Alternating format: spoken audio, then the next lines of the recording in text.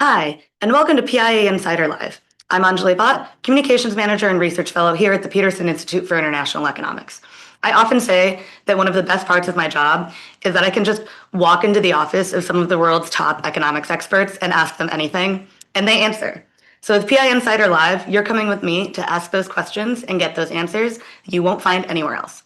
Today, we're speaking with Monica Bolle, Senior Fellow here at the Peterson Institute.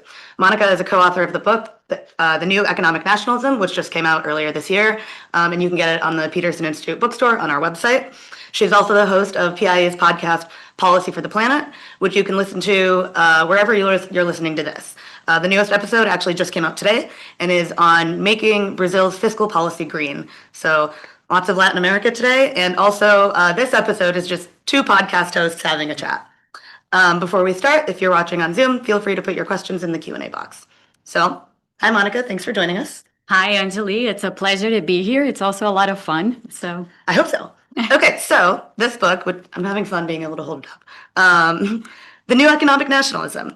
Give me the 90-second elevator pitch definition of what is the new economic nationalism. So I got this down to an art form. Okay. It's actually even shorter than 90 seconds. Okay, let's go. Here it goes. Economic nationalism is a worldview that assumes conflict between national and foreign interests. Oh, wow. That was fast. Okay, so national and foreign interest, does this mean only in economics and in economic policy or other policies too? Well, when we call it economic nationalism, we're assuming that this worldview is playing into economic policymaking, but obviously economic nationalism is usually part of a package. So in it being part of a package, it comes with a whole host of other nationalist views, which do end up affecting all sorts of things, not just economic policies, but national security policies, or anything that kind of falls under that umbrella. Okay, so what does economic nationalism look like in Latin America? I know that the book has some case studies, right? I think it's Brazil and Argentina. Yeah. What does that look like, both in those countries, but then also sort of more broadly across the region? So it's kind of funny because when we started thinking about this book and writing this book, we actually started off from Latin America. So we weren't thinking that we were going to tell this global story about economic nationalism, but rather we were going to go back to these Latin American cases because they're the sort of the most long-standing ones, because these countries have been running these policies for so long that they're kind of examples of, in a sense, what not to do. So both in the cases of Brazil and Argentina, which are the two that we picked out to focus on when we spoke of Latin America specifically here, economic nationalism can kind of be reduced to Peronism in Argentina, and or to the period of the military dictatorship in Brazil, which ran between 1964 and 1985. What is striking about those two is that the dependence on the state was massive. So both in Argentina's version of economic nationalism as well as in Brazil's version, there was a lot of focus on the state being responsible for certain types of policies, but not only that, the state being responsible for creating national champions and creating sectors and firms and companies in various areas of these economies that would really stand out. And in the end, a lot of this didn't quite work out in the way it was thought about from the get-go. A lot of the economic nationalism that was put in place in Brazil and Argentina had an objective towards industrialization. So these were countries that wanted to industrialize. They used things like import substitution policies, a lot of protectionist policies, so a lot of tariffs, a lot of other things to precisely, kind of give a jump start to this industrialization process. But the problem is that these countries were so focused in building up these national champions and in sort of placing their national interests against whatever they thought was the conflict with foreign interests, that they forgot that there was actually a whole world out there with whom these countries needed to integrate. And by that means, have these firms and companies become more competitive, become more productive, become more globally engaged. But because none of the focus of the economic nationalism that was put in place in those countries gave any credence to the weight of external relations, in the end, these industries, a lot of these industries ended up being backwater industries, and they're still that to this day. So is that what Peronism is in a nutshell? Is that fair to say? Not really, Okay. because Peronism is such a patchwork of stuff. I mean, in the end, these days. And Peronism is called this because? Peronism is called this because of Juan Perón, Yeah. who ruled Argentina as a dictator, then as a democratically elected president, but nonetheless, he was in power for years and years and years. And he came to power, especially in the 1950s, which was when he put in place a lot of these policies that came to be sort of associated with Peronism. But today, this was like way more than 70 years ago. When we look at Peronism today and what it has become, it's an umbrella term that can really mean anything. So in Argentina, a Peronist can be from the right, can be from the left, can be from the center of the political spectrum. And there are many of those. When you look throughout history, you see Peronists of all shapes and colors, and that's literally what they are.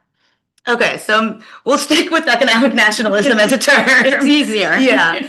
And so that means that they were focused on making the national champions and making the firms domestically competitive, but they weren't interested on competing on like a global scale in the global industry. Not so much. And the view to a large extent was, both in Argentina and in Brazil separately, that the local markets were already big enough that, companies should be serving the local market. So the attention was on the domestic market as opposed to the international markets or external markets, which then left these countries without the ability of, through trade, transferring innovation and getting sort of more productivity, more competitiveness from their industrial sectors by, these trade flows that usually do bring these things in.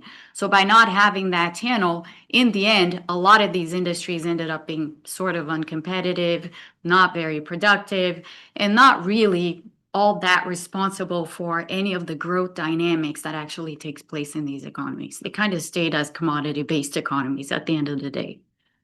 Okay, so you know what that sounds like to me is that sounds kind of like something we're doing here in the US. Could you talk a little bit about economic nationalism in the US versus in Latin America, and how is it different? Is it different? What's the same? And what does that look like? So the big difference here is that it's the US as opposed to, some Latin American country somewhere, which is not the US, right? We are special. Yes. In all other respects, really, one of the reasons why, back in, and we started writing this book, The New Economic Nationalism, in 2017. So, to think of that as like, oh my God, almost 10 years ago. But yeah. And the reason was, that what was striking to us then was how the sort of the nationalist discourse that was taking place in the US, the political discourse, sounded so much like a lot of the stuff that had been done in Latin America in the past. So in actuality, I mean, obviously the context is different, the policies are different, the people in question are different, all of that aside, the heart of the sort of policies that are being espoused by not just the current administration, but even the administrations before that, is very, very in tune with stuff that's been done in Latin America, but in particular in these two cases, Brazil and Argentina.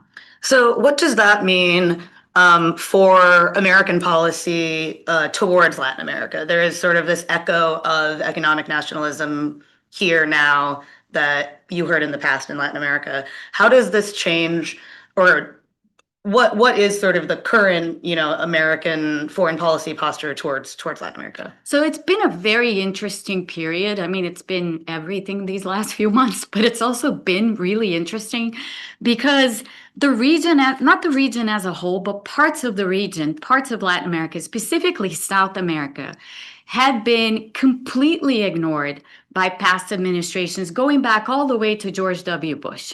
So it's not that, oh my God, all of a sudden, the US wasn't paying attention to Latin America anymore or to South America, but really that trend has been ongoing for decades. And of course, what has happened during that time is that China has become what it's become. It has interests all over the world, but notably, it has a lot of economic and other interests in Latin America. And over the past several years, especially, since Trump was last in office, the growth of China in the region has just ballooned.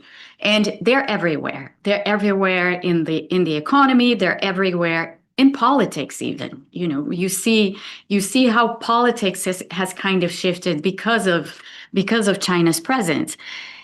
And at some point, somebody or some US administration, whether it be this administration or some other administration, was going to have to wake up to this because, the South America specifically has this very long economic and political history with the United States. The US has a lot of economic interests in those countries. And yet, it was kind of sort of leaving things to the side for a very long time. So it was inevitable that, the administration would turn its eyes to the region. It's interesting that it's happening at a moment when the US certainly has an economic nationalist discourse when it comes to economic policy, and so do a lot of these Latin American countries, or at least some of the ones that the current administration seems to view as closer to them are countries that are espousing the same kinds of views or seem to be espousing the same kinds of views. So it's not by chance, it's not by chance that any of this is happening. And it's kind of fascinating to watch because, the region itself, specifically South America, has had this love and hate relationship with the United States for so long. And now it seems to be vibing on a more sort of love kind of friend type relationship, but not necessarily the case everywhere. So it's really very fascinating to watch. And certainly in the National Security Strategy document that was recently published by the US administration, you see this very renewed focus on the region, specifically even with a tinge that sounds like, the last century or the last not even the 19th century for that matter. So in the national security strategy, they have the Trump corollary to the Monroe Doctrine. So what I barely remember what the Monroe Doctrine is from AP US history. What was the Monroe Doctrine, and what does the national security strategy sort of outline as the new corollary to that? So not to get into the weeds of the Monroe Doctrine, but just to put it out there sort of on a very blunt and pretty, non-specific statement. The Monroe Doctrine is about looking at the region, Latin America, as a region that is critical geopolitically for the United States. And therefore, what is in the US national interest has to encompass what is happening in those countries. So that was a view that was put forth in the 19th century. It had, like I said, getting into the weeds would be a whole episode of Insider Live.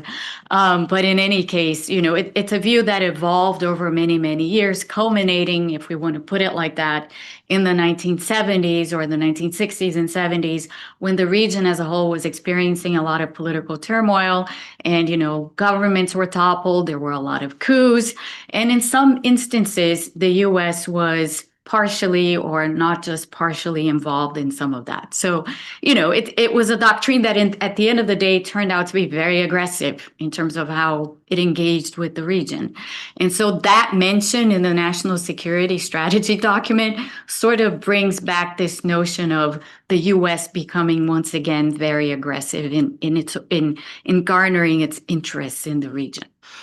Okay, let's go, because we have interest there. One of the reasons for that is China. Like you said, China is there. China's everywhere. In the last, 2 to 3 decades is when we've seen this really ramp up. Let's talk a little bit about that presence. What does that mean that China is in Latin America? So China has been engaged in a number of really big and some not so big projects across the region. And it is astounding, I think, how some of them have kind of flown under the radar for everybody. The one that greatly surprises me when I look at what's happened is the port of Shanghai in Peru. So this is a port that was built by the Chinese, is sponsored by the Chinese. Yeah, it has the involvement of others, including the Peruvian government, but, it's the Chinese who pushed this idea forward. And what they really wanted was a means by which to export things that come, or to export to them, things that come from Peru and Chile and others within, South America is a very resource-rich part of the region, and a lot of these resources get shipped out to China. And previously, before the establishment of this port, a lot of it was going through the Panama Canal. And the Chinese, therefore, decided, or alongside the other governments in the region, that it would be very smart to build, a huge port in the Pacific coast so that, the trajectories, the shipping trajectories would be much, much more direct. And that's what they did. So they inaugurated this port in 2024, sorry. The port is not fully operational yet, but it's, gearing up capacity. It has become sort of the main logistical hub for a lot of the exports that go to China from Chile and Peru and Ecuador and everybody who's sort of on that side of South America. And now the Chinese are involved in thinking and building out the infrastructure that would be necessary to bring production from the Atlantic coast. So this would include Brazil, it would include Argentina, it would include Colombia, into the port of Shanghai, and from there to China. And so they're doing that. They built this port in Peru on the western coast of South America so that things could go straight through the Pacific Ocean, and they wouldn't have to go shipped probably from Brazil around through the Panama Canal, and then through the Pacific. So I know you did a Policy for the Planet podcast episode on this recently, on the Panama Canal. And the Panama Canal has largely been in U.S. interests, right? Like we built it. Yeah. Is that why China just doesn't want to use that anymore? Well, there are a lot of issues with the Panama Canal at the moment. One of them being, the canal has been under strain for a long time because of climate issues. So oftentimes the water levels go down by a lot, and then they have to restrict the vessels that go through the Panama Canal. That's become a bit of a problem for the Chinese. They don't want to depend on that. So part of the reason has to do with that. But obviously, the other part of the reason here is, given that the Panama Canal is this thing that only happened because of U.S. support, and given how the U.S. uses the Panama Canal so intensely, it has become a point of geopolitical contention between the United States and China, in particular because there's some Chinese operators that currently control both ends of the canal. And so given that there's this geopolitical issue around it, apart from the fact that, building a port off the Pacific coast of South America would be greatly interesting economically because it makes things ship a lot faster. For those two reasons, the Chinese have decided to engage, in this sort of infrastructure building, while they're still maintaining their interest in the Panama Canal and dealing with the U.S. With these geopolitical and economic problems that are currently going on. Just sort of for my own knowledge, and I'm curious, what are the kinds of things that are being shipped through the port in Peru to China? Like you said, resource heavy, right? So copper? Yeah. So a lot of copper, a lot of mineral commodities, some agricultural commodities too. There are some things that Peru and Chile and others do export to China, but a lot of it is minerals. And I expect that very soon we'll probably start seeing some critical mineral shipments from that port as well. I mean, a lot of the critical minerals are in Brazil and in Argentina, but from Argentina to that part of South America, there are some ways to build infrastructure to kind of just get things out that way rather than through the Atlantic. And that's the other part of the equation that China is heavily involved in. As part of its Belt and Road Initiative, it's doing a lot of this infrastructure, not building it necessarily, but a lot of the, just putting together projects and putting together memoranda of understanding with different governments in different countries in the region, precisely to start building this infrastructure that would then make full use of this particular port. Okay, the U.S. is not doing that. Nope. But we do have them in the national security strategy now, so maybe we will. So earlier you had said that the Latin American and American relationship has sort of gone kind of all over the place. It swings back and forth, and they're in sort of the love part of the love-hate relationship. Now, most of Latin America over the last couple of months has been targeted by Trump's tariffs, the reciprocal tariffs, and as well as several other kinds of tariffs too. Along with angry tweets about the treatment of Bolsonaro in Brazil and things like that. But Argentina has mostly escaped the sort of wrath there. Why is that? So Argentina has actually been the recipient of lots of love. And the main reason is that the current president of Argentina, Javier Milei, is somebody who is close with a number of people in the current administration, including the president of the United States himself. So these sort of political alliances that exist, and they exist not just with Argentina, there are other politicians in the region, notably the most recent president-elect of Chile, who, have like-mindedness, let's say, attitudes with, when compared to what's been going on here in the United States. So these countries with these sorts of leaderships are receiving this kind of, supportive attention. And Argentina recently received a lot of that because they were going through another bout of financial problems very, very recently due to a lot of different factors. And in light of that, the U.S. stepped in and provided it with a very, very generous financial support package. So that's I think the case in point here. Are there any other countries in Latin America that have received this level of attention positive attention from the Trump administration? Not like this, no. Not when we consider sort of what the package as a whole, the unprecedentedness of it, and the fact that, Trump has really, or others in the administration as well, have really thrown their political weight behind a president in a South American country. Argentina is the one case where that has happened. Okay, so let's talk a little bit about that unprecedented financial support. So it was $20 billion in swap lines, which is not giving them $20 billion, but it's giving them access to $20 billion of US dollars. Correct. Okay.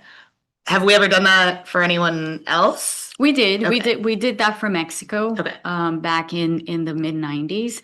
The difference then was, of course, that Mexico at that point, the US, Mexico, and Canada had just negotiated and actually put in place NAFTA, the North. This was a while ago. So this was a while ago. This was in the mid-90s. And then soon after that, the Mexicans had a financial crisis.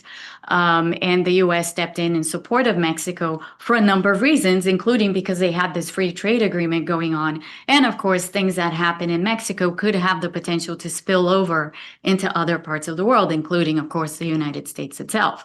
The thing that's unprecedented about Argentina this time is that Argentina is kind of like Las Vegas, What happens in Argentina stays in Argentina. So you cannot view a crisis in Argentina as having any kind of potential for contaminating everybody else, least of all the United States.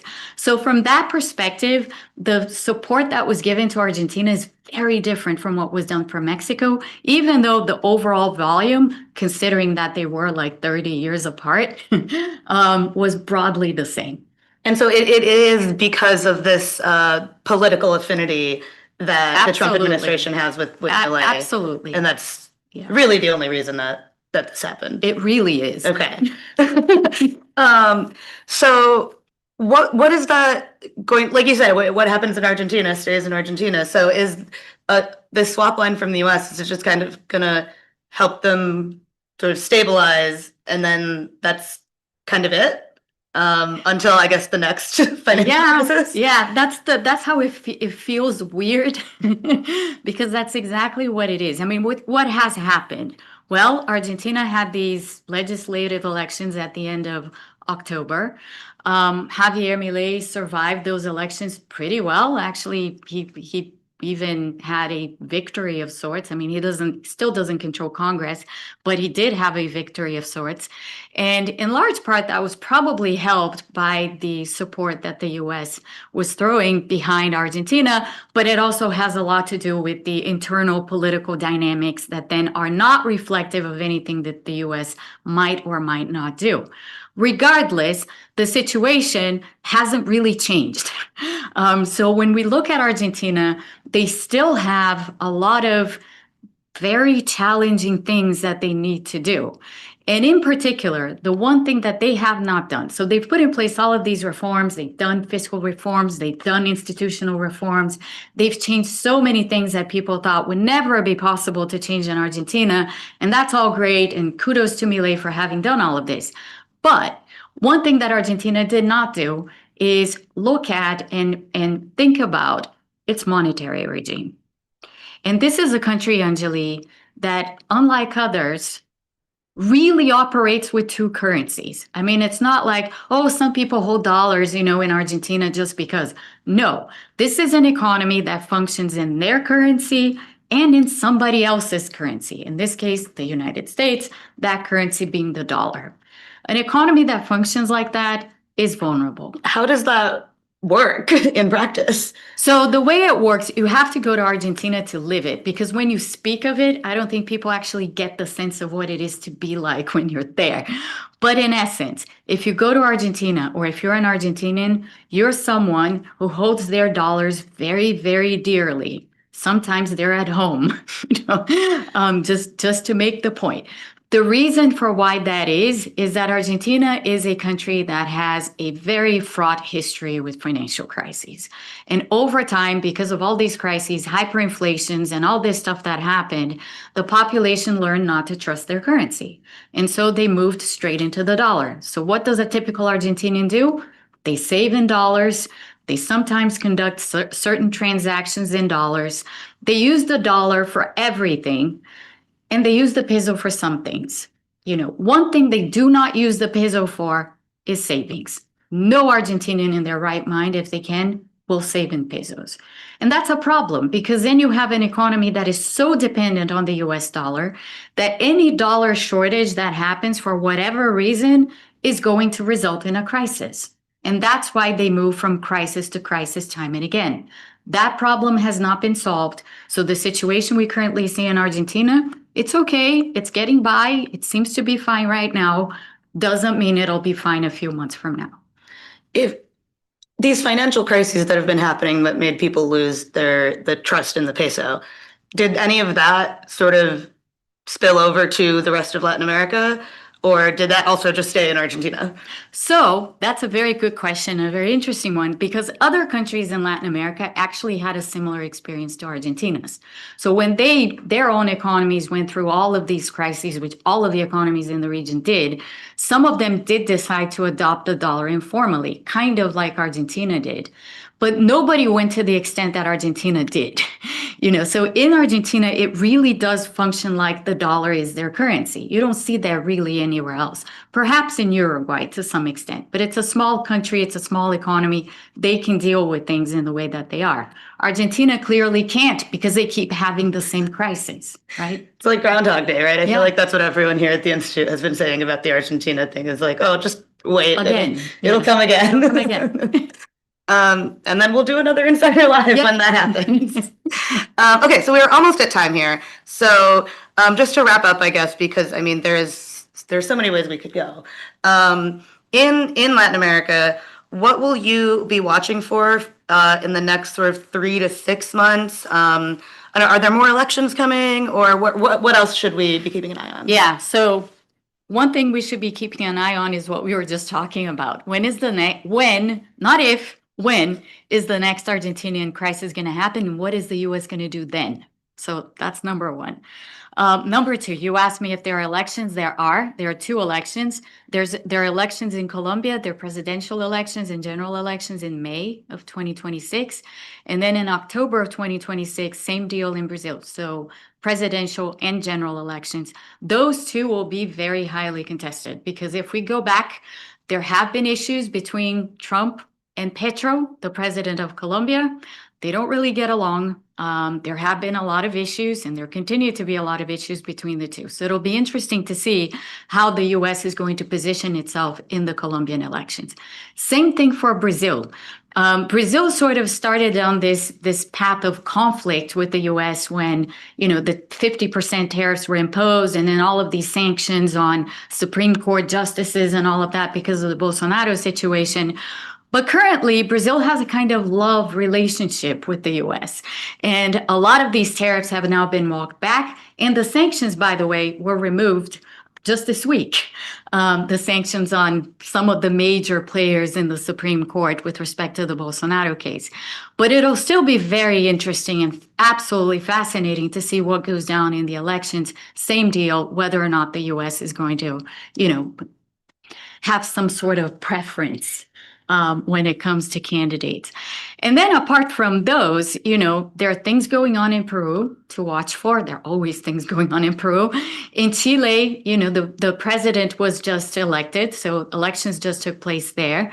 It is, like I said, seems to be a like-minded government with the United States, but the Chilean president doesn't really have much in the way of congressional support. So it'll be interesting to see how that plays out. And then, the one that no one wants to talk about, including me, and I think including you, the big elephant in the room, which is Venezuela and whatever happens in that situation, which is, by the way, nobody knows. Oh, great. We don't know what's going to happen. We don't know. All right. Well, Monica, thank you so much for giving us an overview of your book, The New Economic Nationalism, China's Presence in Latin America, and U.S. Foreign Policy Towards the Region, and what else to keep an eye on. And thanks to all of you for joining us for this edition of PIIE Insider Live. What did you think? What do you want to see next? Let us know at meetings@PIIE.com. And if you're not already, subscribe to PIIE Insider, the newsletter, at PIIE.com/subscribe. Thanks again to Monica, and thanks to all of you for joining us. Happy holidays, and we'll see you in the new year.